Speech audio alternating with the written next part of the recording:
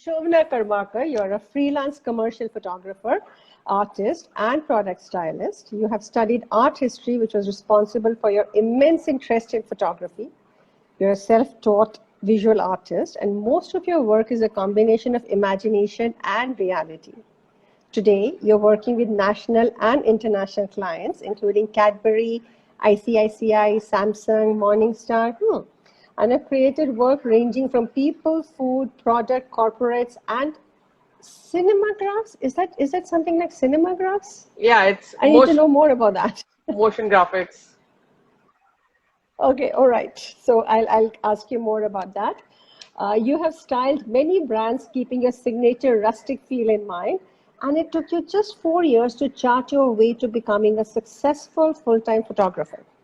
I am so impressed. I am so impressed. And I love your lip color. And I'm like, why can't I have something like that on over here today, you know? So how do you feel about yourself when you hear all of this today? Like when you hear me describing you like this, how does it make you feel? First of all, thank you for inviting me. I guess it's an honor to connect a lot of people and share your own stories. And how it feels. Sometimes it feels way too much. Sometimes it's like one day at a time. And at times just too dreamy, and at times it's too overwhelming. So it's mix. It's quite a mix of everything. Yeah. Lovely. Thank you. Lovely to hear your response. You know, I also sat and looked at your 365 project and all those intriguing portraits, as you call them. But if I were to ask you to define yourself with just 3 words, what would they be? Handful, spontaneous, unpredictable. Unpredictable, huh? Completely unpredictable. So today's session promises to be great fun then with this unpredictable stuff happening here. But tell me one thing, Shovona. Sorry. What are the 3 words you would have used for? What are the 3 words you would have used for yourself maybe 10 years ago? Insecure, underconfident, and lazy. Wow, lazy, huh? It was very heartfelt the way you said it. So jumping right into it, what has been your journey from those 3 words 10 years ago to these 3 words that you talk about today? I think down the line I met from insecure, underconfident, and lazy to handful, spontaneous, and unpredictable. That's a jump. That's a big jump. I ended up meeting some really right set of people who groom me, not only in the way I present myself, outlook, the way I talk, what to say, what not to say, but also psychologically, how to see myself and how to see somebody else. It was quite a journey. If I look back, it's like way too much, way too much. Even my parents are a little surprised at times, like what happened? Like what exactly happened to you? But parents are parents. For them, everything is gradual. For them, everything is natural. For a lot of friends back in my school are like, are you that Shovona? It's like, yeah, I am that Shovona. Holy shit. Like, yeah. A lot of my school teachers are like, this is that Shovona? Like, yeah. Because I ended up becoming the only one person who got into advertising from my entire school batch. So either somebody is a doctor or an engineer or a chartered accountant. I'm the only one who got into visual media, advertising, and photography. So everybody was like, oh wow. Okay. It's like, what exactly happened? So tell us something about your growing up years, your parents. Do you have any siblings? Are you the only child? So I'm a Bengali. Surprise, surprise, for a lot of people who think I'm an African. Though in between I keep doing Wakanda forever. But I was born and brought up in Mirzapur, Uttar Pradesh, which is a central part of India. And it's a very the mother tongue is Hindi. It's very pure Hindi. Right. And because my father was in coal India for a long period of time, so my mom ended up giving her delivery there. So 13 years I was in Uttar Pradesh, and I was in Madhya Pradesh, then I shifted to Chhattisgarh, then I was in Pune. A lot of shifting, a lot of being in touch with friends, a lot of being in not touch with friends. Where in Chhattisgarh were you? Korba. Where in Chhattisgarh were you? Oh, I'm from Chhattisgarh, so hometown. Yeah, Korba. Okay, lovely. So Coal India, you must have heard of it. It's basically the coal belt. Yes. And Yes. so I ended up doing my schooling from Chhattisgarh, from Delhi Public School. I joined MIT Design Pune, which is in Loni, Pune, and did 1 year of foundation in design. Somehow didn't work out. I dropped out. I think dropping out is a symbol of you're going to do well in life. But I don't suggest anybody to drop out, please. Especially if you're in design, it's a very expensive academic to have and hang on. Then I joined Visva Bharati University. It's in West Bengal. One of the prime university under the Prime Minister of India at this present point of time. So I did 4-year graduation in Bachelor of Fine Arts. A lot of people are like, BE kiya hai kya? BE nahi kiya hai, BFA kiya hai. Bachelor of Fine Arts in Art History, Textile Designing, as well as printmaking. But yeah, my childhood was pretty much like a lot of bullying because curly hair. I was very skinny. I was born very skinny, very dusky. I was not able to, I never felt a feeling of belongingness. So I always felt like people were like pushing me away for something or the other. But it started happening, I think, by the time I was 10, 12 years of age, when the body starts undergoing a lot of changes. A lot of psychological change also happens. So this bullying was a very constant thing. Nobody used to hit me as such a lot, but it was more like a very verbal bullying. You are Jhingalala, Negro, Maggie. Are you an Indian? And there's just so many questions. And if I now think it was not exactly a good to a 10 or 12-year-old child, I always used to come back home and I used to ask my mother, Mom, are we Indian? Are we Christian? And Mom like, no, we are Hindu, but that's not the concern. But what exactly is happening? Even teachers, I will be very frank to say on this platform, the teachers are housewives. Like, I don't know, even if they have finished their BE in their life, they're like, घर में कुछ करना नहीं है, चलो, मतलब, let's go and teach some students. But yeah, मतलब, they were like casually taking it. So even for them, handling kids was not exactly their forte. They were just doing it. And schooling was very conservative. Like either you have to be very good with science, you have to be good with maths, you have to be good with something or the other. Sports and visual arts was never been taken very seriously. And if anybody is good at, she's good at something, but she's not good in science and she's not good in maths. So, but down the line, I always belonged to that club which was always being seen down, and my confidence never grew up. I was always felt as if having a dark skin is a problem, having curly hair is an issue. I always used to have my teeth a little forward. I always used to have a rabbit teeth like this. So like, okay, my teeth is little rabbit, and like the entire the way I used to see in front of the mirror was like bombarded with so much of compliments, which I don't think so it's a compliment anymore. But yeah, down the line, a lot of things happened and met some right set of people. They like jerked me up like, dude, this is not the reality. The reality is something else. And that's what happened when I left these small places, came to a city like Pune, and met some people who have seen world better than me. They have traveled a little more than me. And they described me like there's nothing wrong with you. But then again, journey was like a big turmoil, up and down.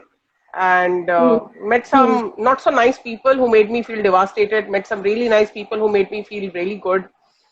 And gradually, yeah, here I am, quite like, a lot of people are like, you can even carry a rag. Like, yeah, give me a rag, I'll carry it. Don't worry, I know how to carry it well. So I know it's very easy to say for me, but for a lot of people who are pretty looking like anything, I have some really pretty looking friends, they're like, dude, I can't carry like this, I don't know how you do it. Yeah. But it's just a very weird subconscious thing. and maybe a kind of revenge which I'm taking on those people who have always looked down on me. Can be. Like I'm no psychologist to answer this, but I think this is the way I answer them back. You know, you always saw me as a rag picker. I'm not a rag picker, and even if I carry rag, I can carry it far more in a fashionable way than you carry your clothes, even if it's a Gucci. Yes. So yeah, my parents are always like this lipstick was a trigger in my house. What happened to your lipstick? Like, why?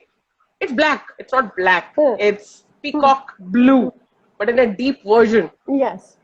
And it's like peacock blue. And my parents' color combination, forget it. As a designer, we know how much we struggle with color. It's like a cherry red, it's peach red, it's this red, that red.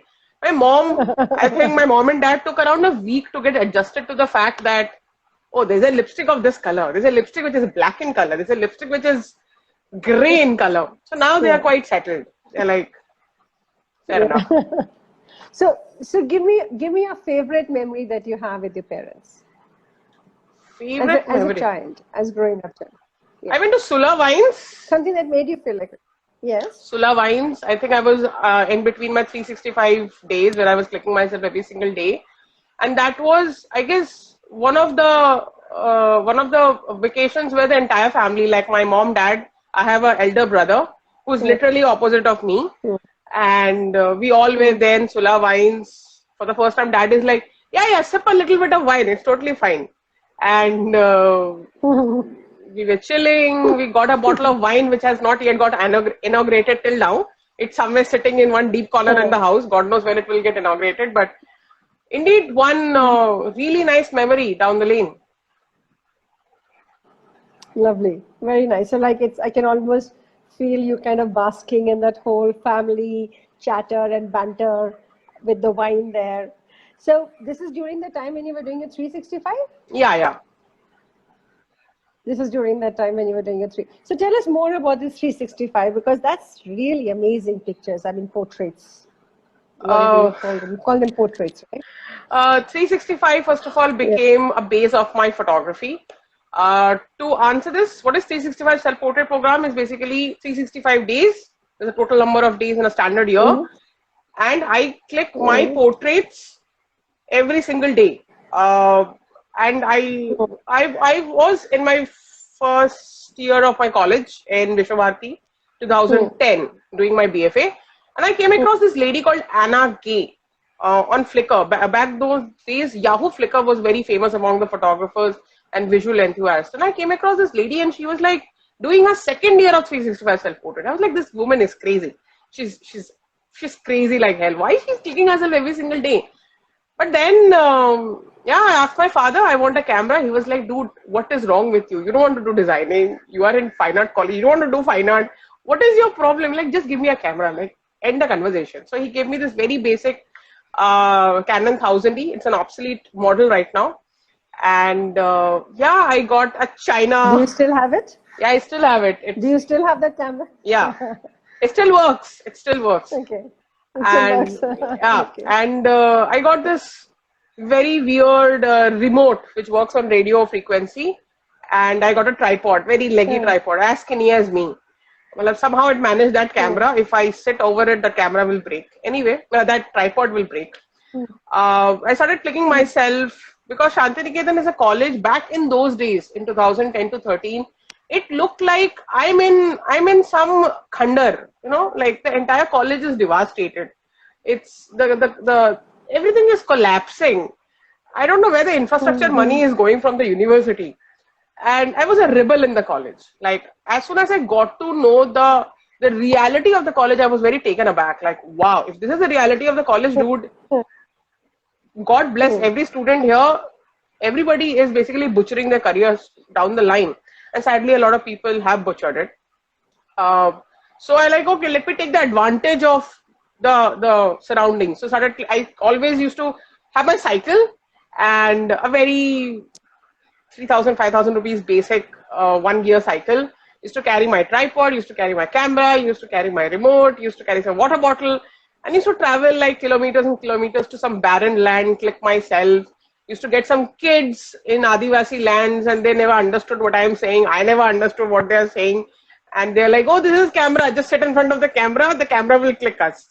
So down the line, a lot of memories I collected. And yeah, at the end of the 365, I kind of gained a lot of confidence. I lost weight. I was around 85, 90 kgs. I lost around 33, 40 kgs. I came to 55. I went underweight. And then I gained a little more weight. I became very, very skinny. And, but the confidence came back. Like everybody was like, wow, wow. So too much of things happening. Some not so happening things also happened. And yeah, it became the base. What are the not so happening things? What were the not so happening things? There was this professor in my college who got intrigued by my 365 ongoing process.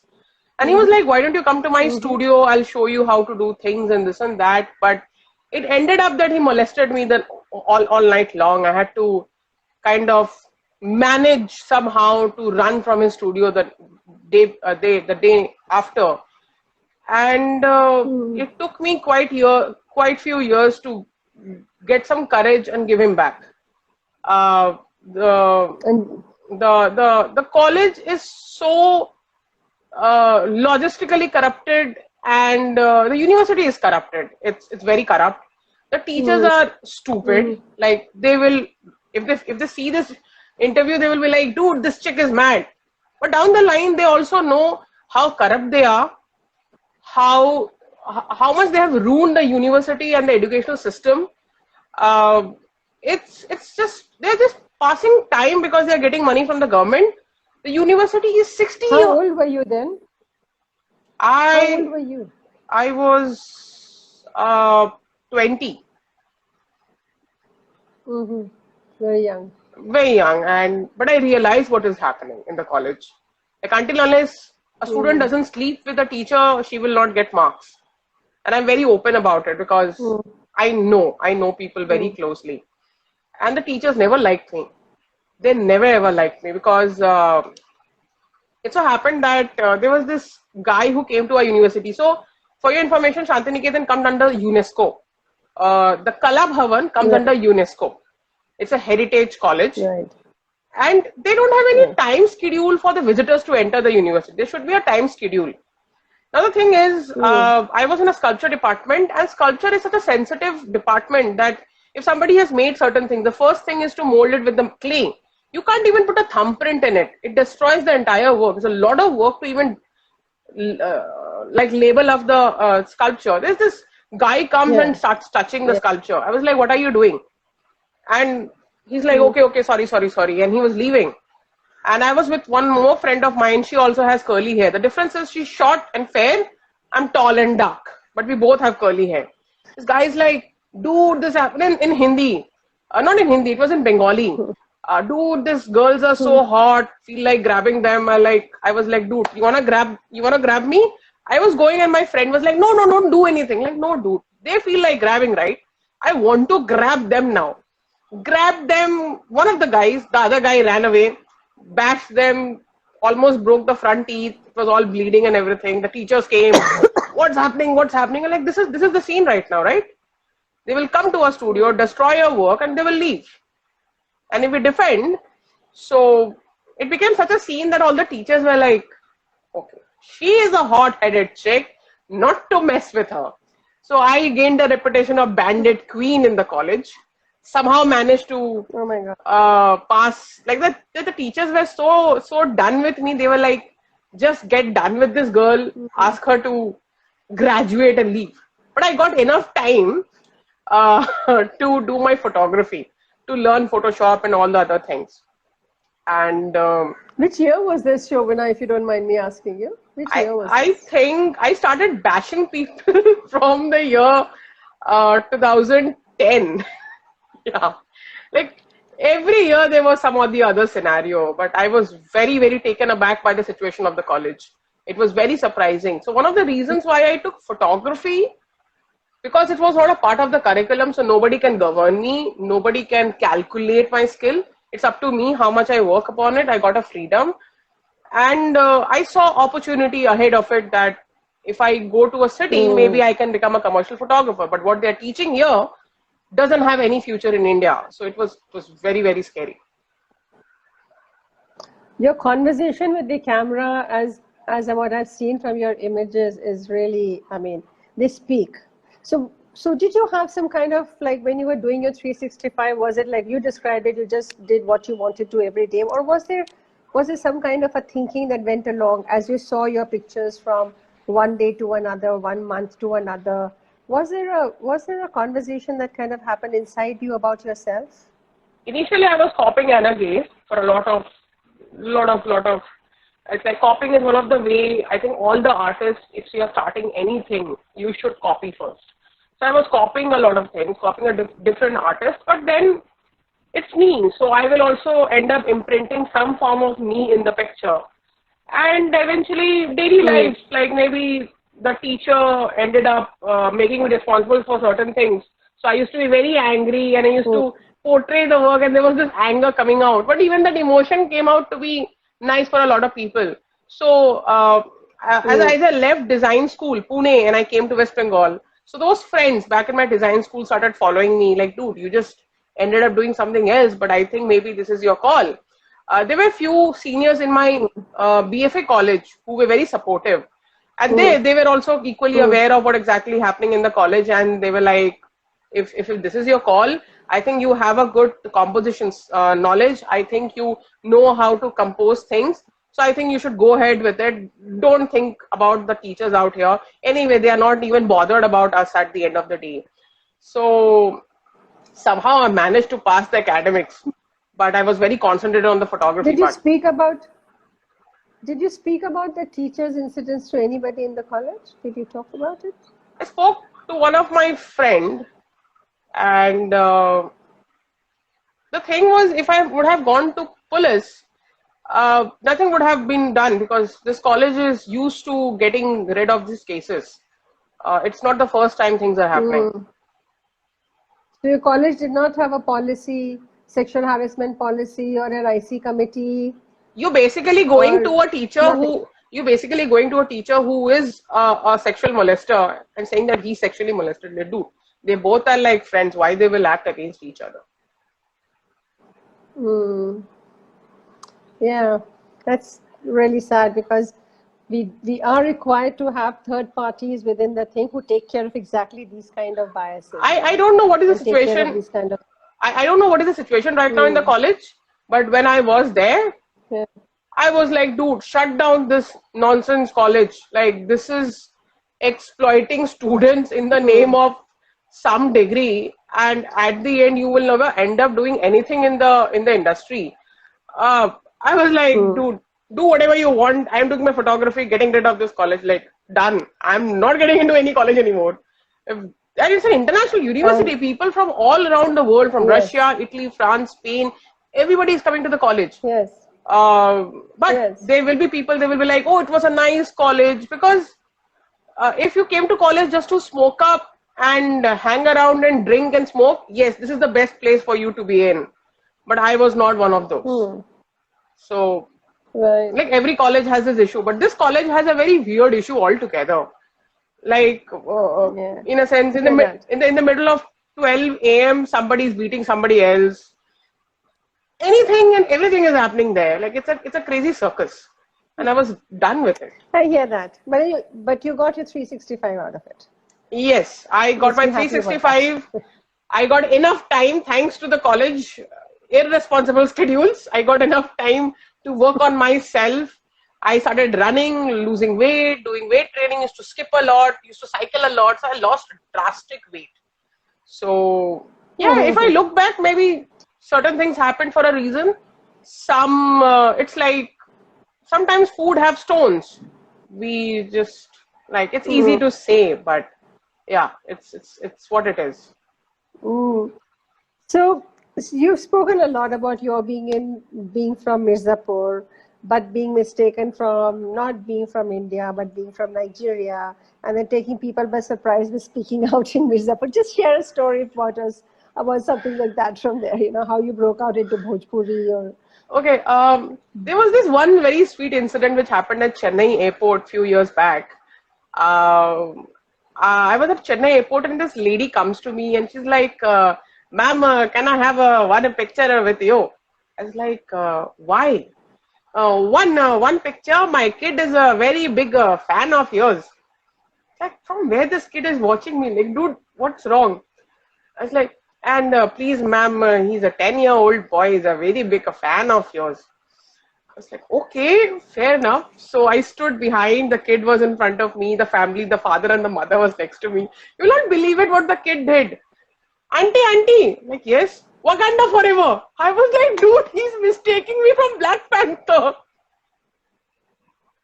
Oh my God. I was like, okay, Wakanda forever. Maybe it makes his day, fair enough. But I was dying. I was laughing my heart out. Like, dude, this kid is so innocent. He approached me with complete innocence. There was no offense. There was no mean of insulting me. Getting it? So that was one memory which really sits deep in my heart. Like, I told my dad and mom, it's like, what's wrong with people? I'm like, it's okay. That made him day. Maybe tomorrow. And then I was in Lucknow. And I was in Bada Imambada. It's a Bhool Bhulaiya. So there are two Imambadas, Bada Imambada and Chota Imambada. So the Bada Killa, and so it's basically $300 for foreigners and $100 for two Indians. So I went and I said, Bhaiya, do ticket do. And I gave him 100 rupees note. He was staring at me as if something has like sniffed him. It's like, aap kahe gaon ke hain? So he was like, Madam, foreigner ka 350 hota hai. And I was like, भैया तुम्हारे गांव के ही है, तुम अपने गांव वालों को लूटोगे, शर्म नहीं आता है? He was like, what just happened? He gave me a ticket and I went inside. Now I had my friend who is a Malayali. He just knows English. He doesn't know Hindi. He doesn't even understand Hindi. Okay, he understands the Hindi a little bit actually. So inside there's one more gate where you enter the killa, the main, not the puzzle ones, but basically the entrance of the Raja. So they are like, no, ये ticket गलत है, 350 रुपए का होता है, अरे foreigner आया, ले सर आपके गांव के हैं, मिर्जापुर के रहने वाले हैं, ऐसा क्यों कर रहे हो?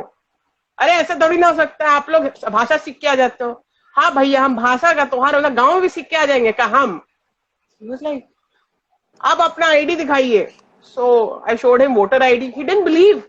He's like, ये नकली है. अरे पासपोर्ट देख लो. He was like the embarrassed man I've ever seen in my life. अच्छा ठीक है, जाइए अंदर. And then the second then the second is basically, I think it's the bathing section of Imambada. There they were like, नहीं Indian है, छोड़ दो, जाने दो. So that 100 rupee ticket made such a mess. Like, it happens even in libraries. I go and I ask, and they are like, ma'am, 250 rupees for foreigners. What 250 rupees? काहे का 250 रुपए? 100 रुपए का टिकट तो होता है. They just keep their nodding there. But there have been instances in your life when things have not been so hunky-dory, right? Just because of this. So there has been situations maybe where possibly the color of skin and the curly hair and the appearance kind of led to some kind of exclusion or missing out an opportunity, or has there been an occasion like that? Okay, let me be very, so I can't remember. It was just a bullying part, but they knew I'm an Indian. Okay, that was the only thing which was connected to being black and having curly hair. But something when I came to Bombay, and coming to Bombay, looking for work is not easy. You have to apply your hand, leg, tongue in every direction. You have to extend yourself in every direction. So somebody called me for auditions, and a lot of like, dude, we are looking for a dark, dusky girl with curly hair, like a black feature, and it's for a very good brand. I can't take the name, but it was a very good brand. So I gave the audition, and it so happened that they changed the brief altogether. They're like, no, we don't want black girl now. Put a Russian chick. So you can understand the obsession with fair skin in India. I again gave an audition for a tea brand. No. Now we want a fair chick. Then again, no, she's too dark for being an African. I was like, dude, I don't know if you've ever seen an African in your life. They're supposed to be dark because they're from tropical country. So at the end, I have told all my producers, dude, please don't call me for auditions. I don't have time for all this time pass. But I realized, like, wow, the industry is biased. Like, the selling factor is It is. a white chick, like, wow, straight hair. Okay. And even if they end up auditioning a girl with curly hair, it's basically not curly as mine. It's basically curly with the hair dryer. And she's still fair. Right. Absolutely. So we have this whole fair skin complex happening over here, right? The typical Indian family that you talk about. Yes. But so, you're also a photographer and you're making advertisements yourself and you are also playing yes, the game. I do. The clients are like, please recommend me some dusky models. We know we can't go for really dark models. Okay. So we recommend some industry standard dusky models. They are like, no, this is too dark. What is an industry standard dusky model? Lighter than me. Get it. Get it. Okay. And Like a fair, somebody who's fair and can actually pass off as dusky, right? Like it's a like suntan. गलती से धूप में आधे घंटे बैठी थी बस उतना डस्की चलेगा उससे ज्यादा नहीं चाहिए. So yeah, down the line, a lot of producers like, you are looking for African models. I used to get auditioned a lot, and then I was like, dude, I have got yes, I ended up doing one campaign for West Bengal tourism where they wanted an African, but somehow it was again somebody's favorism that no, I want to work with this girl and everything. So I ended up in the campaign. But I had a lot of people like, why don't you be a model? Why don't you be this? I'm like, dude, I have tried it. I know how this industry works. This is not for people who are dark and curly. There was a very excellent model in India last year. She's from Nairobi, but from UK. A lot of Nairobis who were born and brought up in UK, and she didn't get a single work in India. She was called for test shoots, but not a single commercial assignment. So the agency has to send her back. So you can understand. And let me tell you something on a personal level. I meet a lot of guys. Okay, everybody is like, dude, I love dusky skin. Oh my God, your hair and everything. But let them come in front of you. I don't know if my parents will accept you. Can't you do some, what cut your hair and straight your hair? And reaction of mine right now is, कभी तुम्हारा आईना टूटा है क्या? क्यों? देखना मत आईने में शक्ल, टूट जाएगा. क्यों? इतना गिरा हुआ चेहरा है तुम्हारा, आईने में कभी गलती से चेहरा मत देखना, और टूटे आईने में तो गलती से मत देखना, एक्सीडेंट हो जाएगा. Guys get offended left, right and center. I did it a lot of guys. They all ended up, though I'm taking this topic to a different direction, but all the incidences that have happened to my life has made me a little stronger, a little more confident about my own presence. So let me be very honest, especially Indian men. Where did the turning point come? Where did the turning point come which made you confident? The turning point came when I ended up working for a photographer in Bombay. He psychologically abused me, emotionally abused me, sexually abused me, harassed me, blackmailed me, gave me a lot of threats stating that I'll put you behind the bars because I know the police commissioner of Bombay, Mumbai. He made me do some assignments for his friends, and the friend never ended up paying me until unless I raised the question to his company that I have done a job for you, where is my payment? At least pay for my traveling. And when I asked for my money, they said, you are mentally sick that you're asking for your money. And it so happened 2014, somewhere in February, I gave up on that guy. You know what? I can't work with you. I think people resign on their company on a very good note. Like they give a letter, they write a mail, they call the boss. So I think I need to step up in my life. I'm going for a better opportunity, and people take it in a good way. 90%. Mine was, I have to end up beating the shit out of him because he was not letting me go. Mm-hmm. Like, I was so angry. Oh my God, really? I was so angry at his. He was like, I will not pay you, but you have to work with me. Like, what is this nonsense? You're not paying me. You're not giving me an opportunity to work upon. You're not helping me to learn something. But you want to work. You want me to work for you for nothing. Like, how I'm going to pay my rent? How I'm going to survive? No, that I don't know. But you can't work for somebody else. I was leaving his office. He came and grabbed my hand. I was like, dude, enough is enough. I think today I have to give you back. Today I really have to give you back. And you did. I gave him. He was not able to swallow food for the next 1 week. I choked him so bad. He was like, I'll go to police. Like, you know what, you want to go to police? Let's go to police together.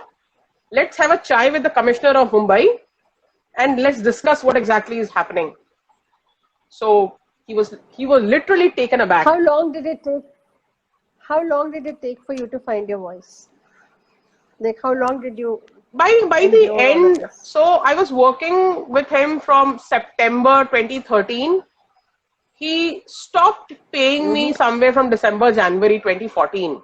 So 3 months, no money. Every time I used to ask for my check, either he's paying me with slangs, which can go very bad. Either he's telling me I forgot my password of my bank, my checkbook is empty. I don't know the password of my net banking, my app is not working, like all possible ways to say no to paying me money. And I was like, dude, this is enough. Like, you don't treat your employees in a good way. You don't end up paying anyone in a good way.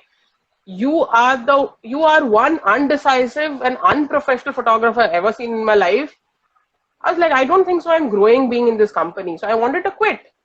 My dad was also like, he's not paying you. So what is the entire sole reason to stick to him? And there was this fear of, let's use this word called Godfather. Okay. Somebody who is in the industry can help me out. But I was very skeptical to literally cut that thread and let's go into the well. Let's see how I'm going to come out of the well. I was very scared to take that jump. But then one day, I don't know, that's what I'm saying. I became handful, unpredictable. One day, one evening, you know what, I need to talk to you. I was talking to him in a nice way. Then I lost my shit. I was like, you know what, it's impossible to work for you. I can't work for you anymore. I need to get. And he was like, no, you cannot go. You cannot go. I was like, you know what, I think I need to give you back. Nobody has given you back till date. I need to give you back. After that,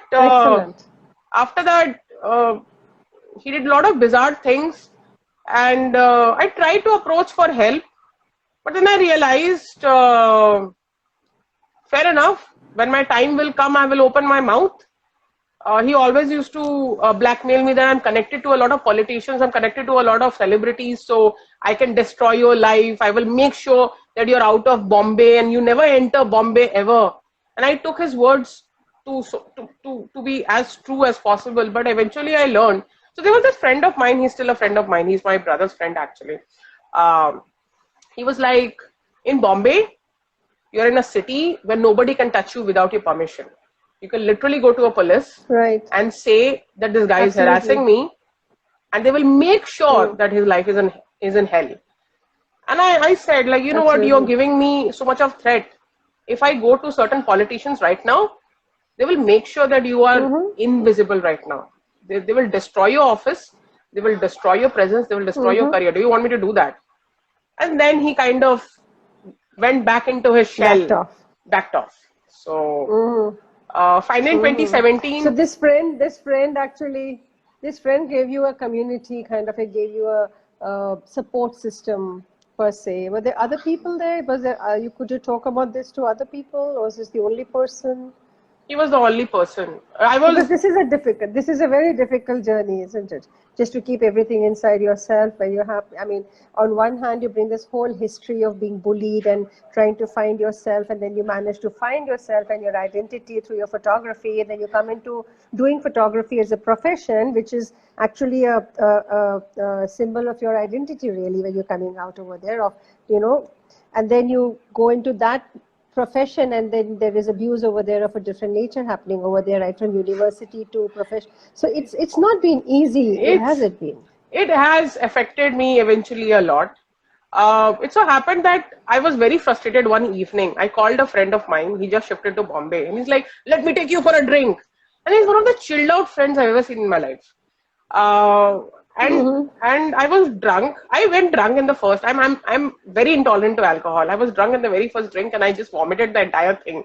You know, this guy is doing me this. This guy is forcing me to do this. He's not paid me. And he was like, I started crying while I'm drunk and this and that. Somehow the nights are past. The next morning he called me, "Are you okay?" I was like, "Yeah." Like, listen one thing very carefully. Nobody can touch you in Bombay just like that. Mm-hmm. Nobody can threaten you just like that. If somebody threatens you, Nobody can touch you anywhere, not just Bombay, Shovana. Nobody can touch you anywhere. Anywhere in your life, anytime, nobody can touch you. uh, that's true. But let's keep it to Bombay for now. And I got this key to the lock. Why I'm so scared? He can't do anything to me. Yeah. And Yep. I wanted to cut off peacefully, but he didn't want to because he was a little scared because he knew that this chick is crazy and unpredictable. If I don't keep her under my control, then maybe tomorrow she will ruin. You know, the saddest part, last year, I was very, very upset. I wrote the entire story to his Mm-hmm. sister on WhatsApp. What he did explicitly, all the graphic details, all the details. The sister ended up reading my message. She never replied. She never bothered to pick up my phone. Yeah, So you can isn't it? understand the It's a tough journey. the family, like, uh, in a sense, I don't know. Maybe they are scared or they are ashamed. Yeah, But whatever it all of is, it. what Ashamed, can be, denial. yeah. Yes, denial and shame. Thank you so much, Shobna. It's just been such a strong journey for you, and you've been so honest and vulnerable in your sharings over here. It's really, really going to go a long way in giving some inspiration to the young people who are watching and who will be watching this with us, because this whole journey from self-hatred to loving your body, your skin, and your hair, it's been a long journey, but I'm sure it's been a very, very welcome journey over here with you, because it does require grappling with it to a large extent, doesn't it? There shouldn't have been a need for this journey in the first place, but then you had to do this journey over here. But it's really, really inspiring to see how you've changed this outright hatred and, the sexist narratives to one of self-acceptance, confidence, and healing. I'm sure the young Rakshins who are going to be watching this are really going to will have much to learn from you going forward. Thank you I so much for I just coming hope. on with us. I, I just very quickly also want to share that at Sakshi we have a campaign called Make Home a Safe Space on Keto. So please visit that and encourage us to create a Rakshin in each home capable of de-escalating violence and preventing Yes. child sexual abuse. Yeah. I also invite you, Shovana, and all our viewers to a free view webinar every Sunday, which is for anyone who wants to join the movement against sexual abuse, and specifically child sexual abuse, and become a Rakshin, who is a preventer of harm. So I'm so happy and so thankful for all your sharings. You were absolutely honest, very vulnerable, and very courageous. More power to you. Thank you so much. Thank you for I inviting look me. forward to I look forward to having more conversations with you. Yes. Thank you. Thank you, everybody, and a very good evening to all. Yep. Thank you. Thank you.